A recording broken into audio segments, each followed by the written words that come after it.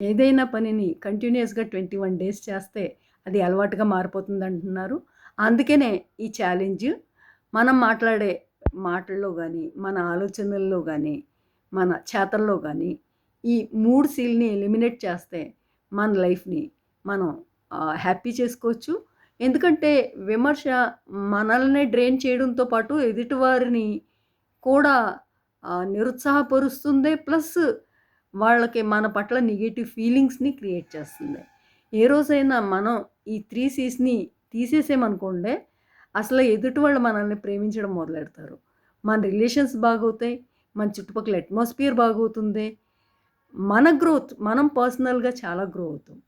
యాక్చువల్‌గా ఒకళ్ళు ఒక పని చేస్తున్నారంటే దానికి 100 కారణాలుంటాయి. వాళ్ళు పెరిగిన వాతావరణం, వాళ్ళు తెలుసుకున్న నిజం, వాళ్ళకున్న జ్ఞానం. సో, దాన్ని బట్టి వాళ్ళు అలా బిహేవ్ చేస్తారు. సో, మనం ఏ రోజైతే వాళ్ళ ఆ స్థాయిని గుర్తించి, వాళ్ళ బిహేవియర్‌ని దాంతో కంపేర్ చేసుకుంటామో, అప్పుడు మనకి బాధ అనిపించదు. వాళ్ళు చేసిన పని మనకి తప్పనిపించదు. ఎందుకంటే అది వాళ్ళ జర్నీ. సో, మన జర్నీలో మనం అలా ఉండకూడదు కదా! సో, మనం ఆ తప్పుని మళ్ళీ రిపీట్ చేయకూడదు. మనం సాధ్యమైనంత వరకు ఆహ్, ఎదుటి వాళ్ళు ఎలా ఉన్నా కూడా మన వైపు నుంచి మనం నెగెటివ్ స్పెడ్ చే స్పె స్ప్రెడ్ చేయకూడదు. అంటే మన నెగెటివ్ వైబ్స్‌ని పంపకూడదు. సపోజ్ ఎవరన్నా మనల్ని విమర్శించారనుకోండి, పాపం వాళ్ళు లైఫ్‌లో ఎన్నో స్ట్రగుల్స్ ఫేస్ చేసి ఆ స్టేజ్‌కొచ్చారు కాబట్టి ఎదుటి వాళ్ళలో లోపాలు వాళ్ళు ఆ రకంగా చూస్తున్నారు. May God bless them wisdom అనుకుని మనం ముందుకెళ్ళిపోవాలి. సో, ఎదుటి వాళ్ళ విమర్శను కూడా మనం మనసు మీదకి తీసుకోకూడదు. సో, ఎప్పుడైతే మనం ఇలా చేయడం మొదలెడతామో లైఫ్ చాలా హ్యాపీగా ఉంటుంది. చాలా ఎంజాయ్ చేయొచ్చు. నేను నిజంగా ఇలాంటియన్నీ నా లైఫ్‌లోకి రావడానికే నాకు హర్డల్స్ వచ్చినియేమో! అందుకే నేనింత గ్రో అయ్యానేమో అనిపిస్తది. సో, హర్డల్స్ వస్తేనే ఆ లైఫ్ వాల్యూ తెలుస్తుంది. ఆహ్, లైఫ్ వాల్యూ ఈరోజు, ఈ క్షణం నా చేతిలో ఉంది. దాన్ని ఎంత నేను ఎంజాయ్ చేయగలను, ఎంత యూజ్‌ఫుల్ పనులు చేయగలను, ఎంత మంచిగా నేను దీన్ని లీడ్ చేయగలనని మనం ఆలోచించడం మొదలెడతాం. ఎప్పుడైతే కష్టం వస్తుందంటే, కష్టానికి భయపడొద్దు. ఆ కష్టం వచ్చిందంటే దాని ఎనకాల అంతరార్థం ఏంటి అని తెలుసుకోండి. నాకొచ్చిన కష్టాన్ని నేను అలాగే అనుకున్నా.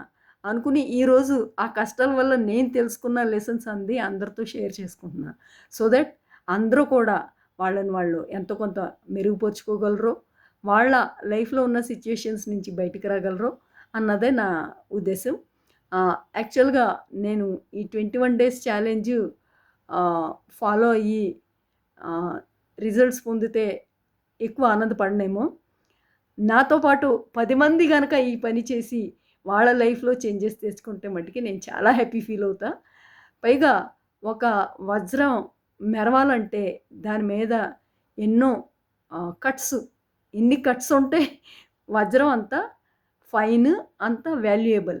అలాగే మన లైఫ్‌లో ఎన్ని కష్టాలుంటే మనం అంత సాన పట్టబడతాము.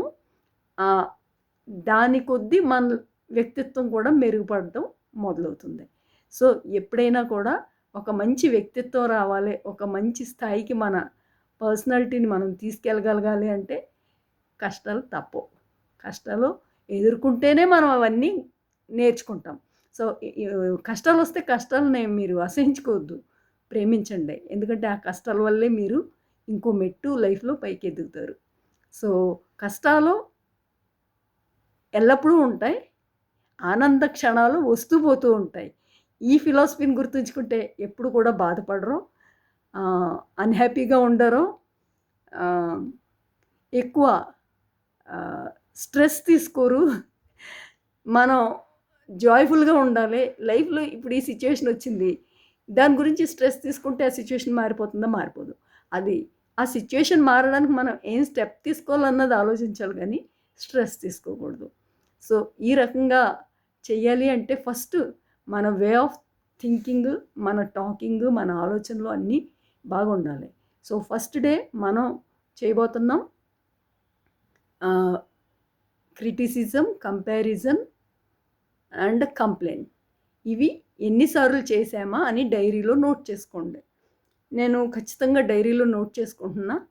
సో, ఏంటంటే నేను నిన్న ఒకసారి అన్నాననుకోండి, ఒకసారి మాట్లాడానంటే 10 మార్క్స్ ఏసుకుంటున్నా. ఒక్కసారి ఒకళ్ళ గురించి నేను కంపారిజనో, క్రిటిసిజం ఏదైనా చేశానంటే 10 మార్క్స్. సా సో, నిన్న నేనైతే ఏం చేయలేదు. జస్ట్ అనిపించింది నాకు ఒక కాన్వర్సేషన్‌లో ఒకళ్ళ గురించి మాట్లాడినప్పుడు అది విమర్శలా అనిపించింది. సో, ఆ కాన్వర్సేషన్‌ని ఇంకాస్త బెటర్ చేసుకోవాలనుకున్న మట్టుకు అనుకున్నా. సో, ఈరోజు ఏం చేస్తానో చూద్దాం. ఆహ్, న్యా మాక్సిమం నేను మాట్లాడను. ఎందుకంటే నేను ఇంట్లో ఒక పేపర్ మీద కూడా రాసి పెట్టేసుకున్నాను. నో 3 సీస్. అంటే ఒక్కొక్కసారి ఫోన్ పట్టుకున్నామంటే అలా అలా ఫ్లో అవుతూ పాస్ట్‌లోకెళ్ళిపోయి ఆళ్ళలా జేసారు, ఈళ్ళిలా జేసారు వచ్చేస్తది. ఆ కాన్వర్సేషన్ కంపల్సరీ వస్తది. నేను ఎంతమందితో మాట్లాడానో అంతమందితో కూడా మొన్న మాట్లాడినప్పుడు చాలా సార్లు సీలు, కంప్లెయింట్లు, ఆహ్, క్రిటిసిజంలు అన్నీ వచ్చినియి. నిన్న కాన్వర్సేషన్‌లో అయితే రాలేదు.